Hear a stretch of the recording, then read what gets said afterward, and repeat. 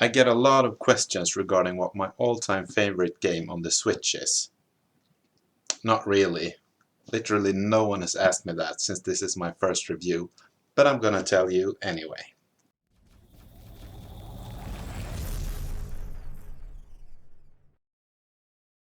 Slay the Spire is the brainchild of the two co-founders of the Megacrit studio, Casey Yano and Anthony Giovannetti. The team who helped create this game also includes 6 additional contributors who helped with the development, art, sound, music and animations of the game. Slay the Spire is a single-player roguelike card game and currently my most played game on the Switch. I have close to 250 hours on the game and have played it on and off for years.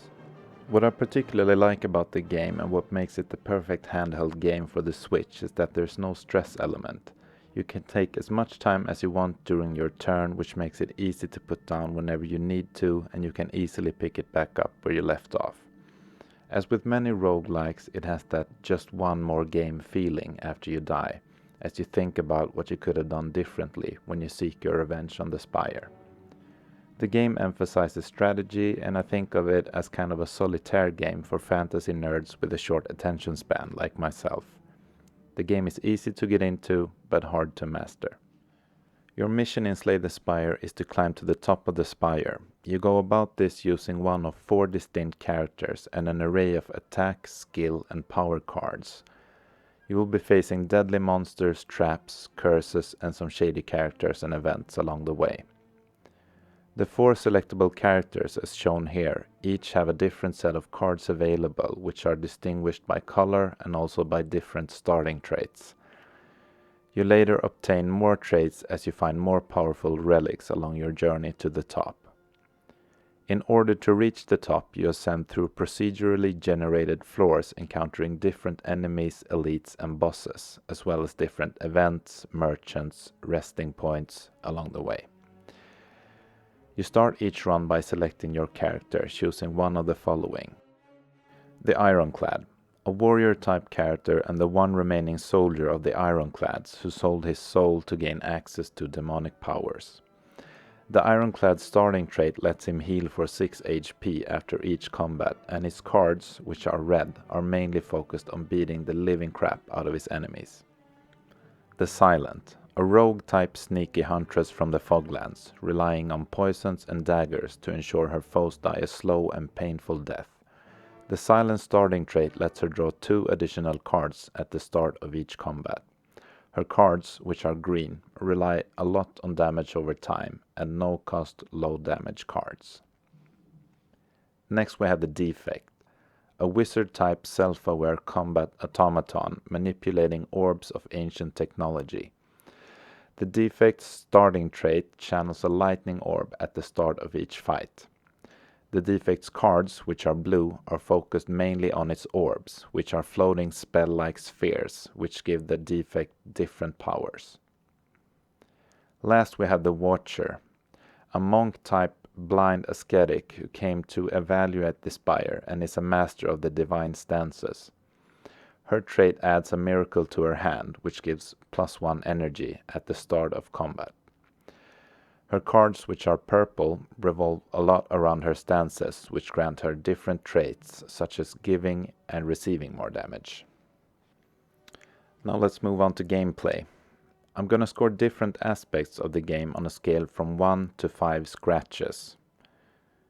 You know, cause my name is Itch to Switch. Scratching your Nintendo Switch itch.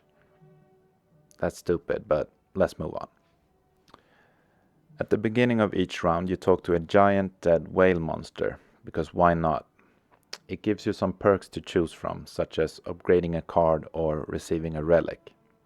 You then get to see the map of the first floor, where you normally plan a route through the randomized rooms leading to the first boss. The room consists of battles, indicated by a monster face, an unknown event, marked by a question mark, merchant, indicated by a coin purse, treasure in the form of a relic, indicated by a chest, resting points, indicated by a bonfire, shout out to Dark Souls, and elites, indicated by a bigger, scarier monster face. At the top of the level you can see which boss you will fight, and in later rounds you can plan out which cards and potions to pick and save, depending on the boss, but this is something that you learn along the way and not something you'll worry about during your first playthrough. Depending on which route you find the most alluring, you choose your first room, which is always a normal enemy room. In the enemy rooms you will encounter different enemy types with different movesets, attacks, defense, and spells or traits. The best way that I found to learn strategies against different enemies is just by repetition. After a while you learn their strengths and weaknesses. Normally you start with 3 energy, indicated by the blue sphere in the bottom left, which you use up when playing your cards. The cards have different costs, starting at 0. The card cost is indicated in the top left of the card. When you hover over a card, you see a description of what it does. After you have exerted your energy and any other moves you can do, such as a trait that lets you choose a card to retain each turn, your turn is then over and it is the enemy's turn.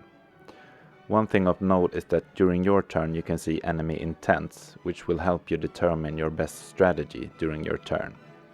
If an enemy intends to attack, for instance, it's a good idea to either try to kill it, weaken it, or make sure you can block as much of its incoming damage as possible. Hovering over the enemies gives a description of what their intended next move is. You keep taking turns until all enemies, or you, die. But when all enemies die, you will reap your rewards in form of potions with different effects that can be used in battle, money to buy stuff or bribe with, card rewards where you get to pick one of normally 3 cards, and after killing elites you get a relic which gives you many different helpful traits. Now you get to choose the next room, and so it goes on until you reach the top or die. A quick explanation of the different types of rooms you encounter are the elites, which are powerful monsters which give you a hard time but with bigger rewards than normal enemies, including relics. Unknown rooms are, well, unknown in that it can be enemies, merchants, treasure chests, or other types of events that you can't encounter in other rooms. Often these give you a reward, a punishment, or a bit of both, so these rooms can be a bit risky, but can often lead to great rewards. The merchant, where you can spend your hard-earned money to buy from a collection of cards, relics, and potions. You can also remove cards at the merchant, including most curse cards you might have picked up along the way. The bosses are self-explanatory, but I'm gonna explain them anyway. You fight a boss, and as an extra reward, before moving on to the next floor, you get to choose a rare card and open a boss chest, where you get to choose from 3 powerful relics.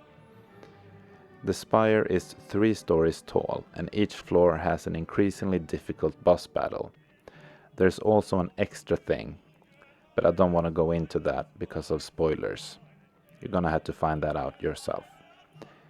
Anyway, once you have a successful run, meaning you beat the 3 bosses, you unlock the next ascension level for that character, where you can choose to start a new harder run, essentially a new game plus. Each ascension level adds another challenge, such as harder enemies, elites, and bosses, or less healing, etc. Psst! I'm gonna tell you a little secret that you might not know of and that I found out late in the game. Some might consider it cheating, but for some it'll probably help them enjoy the game more. I confess that I have used it more than I'd like to admit. I think it's called save scumming.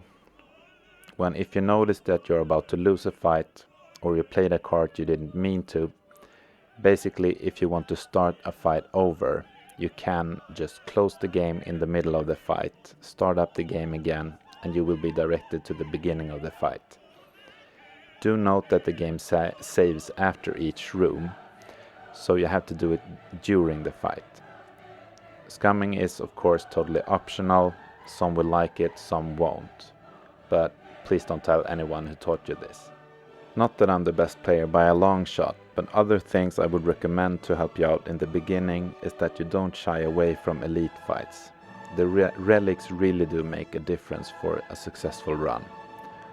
Also, don't go into the game with a pre-made plan, for instance to focus on a poison deck, because, let's face it, you might not get the cards you want or need at all.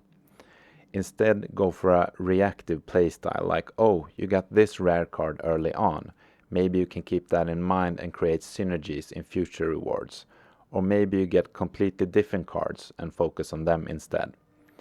That said, I think the best way to enjoy the game and have the most fun is just by playing a lot and finding different strategies and combinations as you play.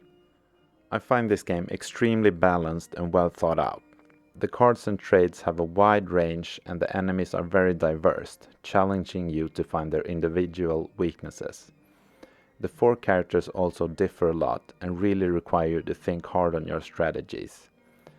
The game never really felt unfair, and the more I played and learned about the game, I found that bosses and enemies that I thought were unbeatable when I first encountered them were actually possible to beat and that I just needed to learn how. What keeps me coming back is that no game run is like any other. Unless you're a psychic, you have no idea which cards, relics or enemies you will encounter and when. Every run feels fresh, and yet you bring that experience from previous games with you. That is what drove me to play just one more game every time that stinking boss beat me. Next time I'll get him. And eventually I did. It can be hard, but that just makes it more rewarding when you make progress. I'm not a speedrunner, but one successful run will normally take less than an hour, and I'm probably in the slower side of the scale, taking my time and thinking hard with my little brain. So one run is a small commitment. All in all, you can tell that the developers put a lot of thought into making this game such a fun, balanced and rewarding experience. The controls are easy enough.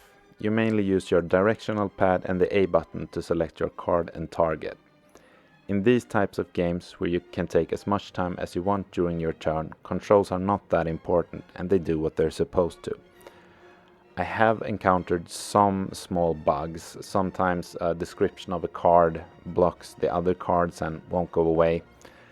And sometimes it looks like you have highlighted nothing and you can't pick a potion or a card, and then you have to press the X button to be able to select your next move. However, these are just minor irritations that doesn't really affect the gameplay, and they don't occur often. So gameplay scores 5 out of 5 scratches, objectively. Story. This is probably where the game lacks the most.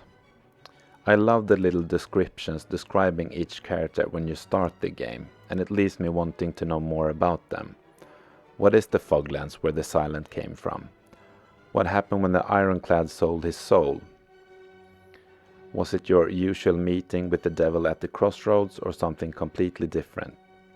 How did the defect become self-aware?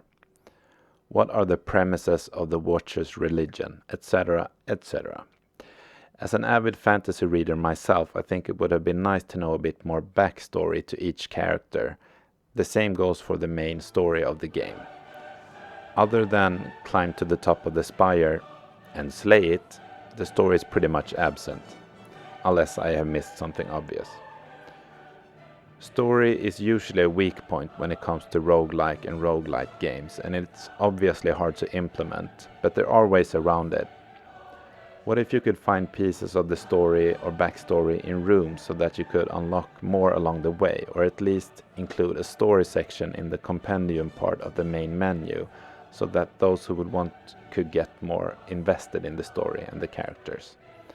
With that said, I wouldn't play this game for the story, and all in all it doesn't take away a lot from the experience. It just would have been nice to have. From what I understand, the developers are still working on the game, and not too long ago they released an update with the fourth character, the Watcher. Also, they very recently released the game on iOS, so maybe this is something that will be implemented further on down the road. Story scores, well, not much to say, is it? It's a 1 out of 5 scratches. I can't give it 0, because, come on, it's my favorite game right now. Sound and visuals.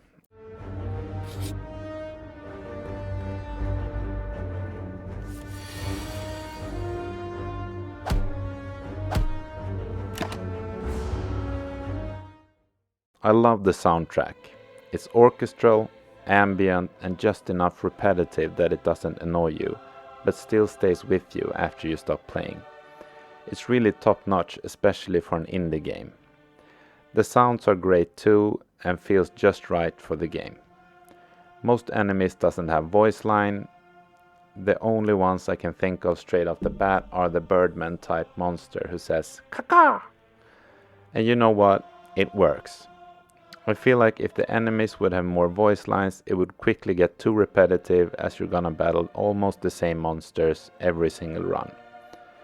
The softness of the music and the downplayed sounds help you focus on what's really important in this game, the gameplay. Regarding visuals, I love the painted, almost cartoony style of the game and the great fantasy atmosphere that tickles my imagination. It's probably not gonna win any awards for best graphics anytime soon, or ever, but I find the art style lovely. Everything from the characters, enemies, the cards, menus and animations have that cute, cozy, yet slightly terrifying feeling to them. The animations are pretty basic, but that's alright in a game like this, because again, the gameplay is what really makes this game shine, and the simplicity of everything else just enhances the gameplay. Sound and visuals for me scores 4 out of 5. It definitely has an indie charm to it, and it fits the game perfectly. Is the music as memorable as, say, Guile's theme from Street Fighter or Megalovania from Undertale? No. Are the visuals as great as in, say, when I first played The Witcher 3? No, but that's not the point. Slay the Spire definitely has its own unique style and charm, and let's face it, I'm a bit biased. Price. I think the game is around £20 or $25 at full price, but I've seen it on sale many a time. Obviously to me it's definitely worth the full price, but I don't think this game is for everyone. If you're on the fence, you might want to wait for a sale to get it. Price for me gets 4 out of 5 scratches. Conclusion. This game to me is so much more than its parts. Sure, it might be lacking a story. It doesn't have the most advanced graphics, but as a whole to me, it just comes together into this addicting experience to play just one more game.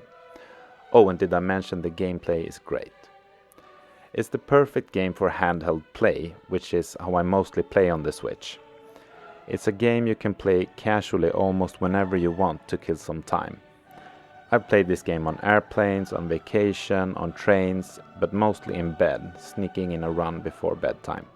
With that said, this game is probably not for everyone. Many people will probably find it boring and slow, hard and frustrating at times, and some people will probably turn off by the visuals or the lack of action.